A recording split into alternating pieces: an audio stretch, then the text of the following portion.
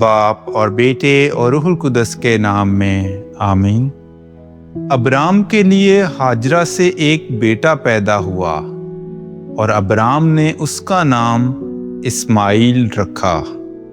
ہمارے لیے آج کی تلاوت تکوین کی کتاب، اس کا 16واں باب اور اس کی پہلی 12 آیات اور پھر 15ویں اور 16ویں آیت۔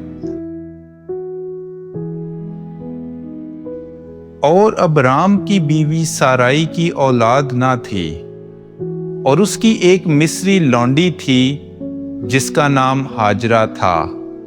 سارائی نے اپنے شوہر سے کہا، دیکھ، خداوند نے مجھے اولاد سے محروم رکھا ہے، پس تو میری لونڈی کے پاس جا، شاید کہ اس سے میرا گھر آباد ہو۔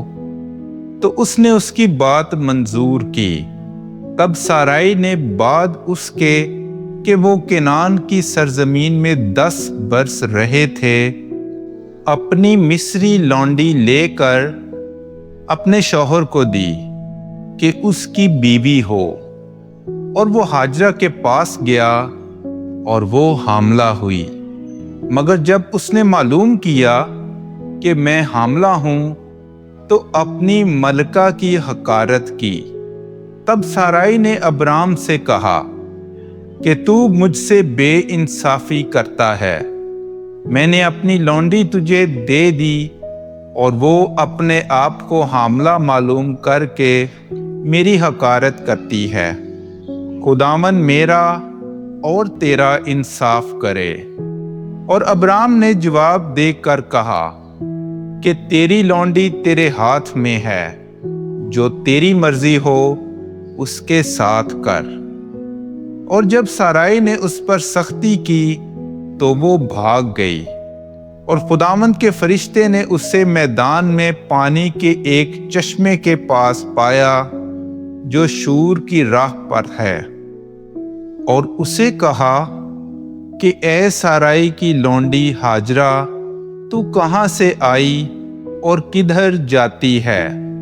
وہ بولی، میں اپنی ملکہ سارائی کے سامنے سے بھاگی ہوں۔ اور خداوند کے فرشتے نے اسے کہا کہ تو اپنی ملکہ کے پاس واپس جا اور اس کے ماتحت اپنا آپ فروتن کر۔ پھر اس نے اسے کہا کہ میں تیری اولاد کو بہت بڑھاؤں گا کہ وہ کثرت کے باعث گنی نہ جائے گی۔ پھر خداوند کے فرشتے نے اس سے کہا، دیکھ، تو حاملہ ہے اور تجھ سے بیٹا ہوگا، تو اس کا نام اسماعیل رکھے گی، کیونکہ خداوند نے تیرے دکھ کی آواز سنی۔ وہ گور کھرسا آدمی ہوگا، اس کا ہاتھ سب آدمیوں کے خلاف ہوگا اور سب آدمیوں کے ہاتھ اس کے خلاف، اور وہ اپنے سب بھائیوں کے سامنے بسا رہے گا۔ اور ابرام کے لیے ہاجرہ سے ایک بیٹا پیدا ہوا جس کا نام اسماعیل رکھا گیا، اور ابرام 86 برس کا تھا جب ہاجرہ سے اسماعیل پیدا ہوا۔ پاک کلام کے پڑھے اور سنے جانے پر خدا کی برکت ہو۔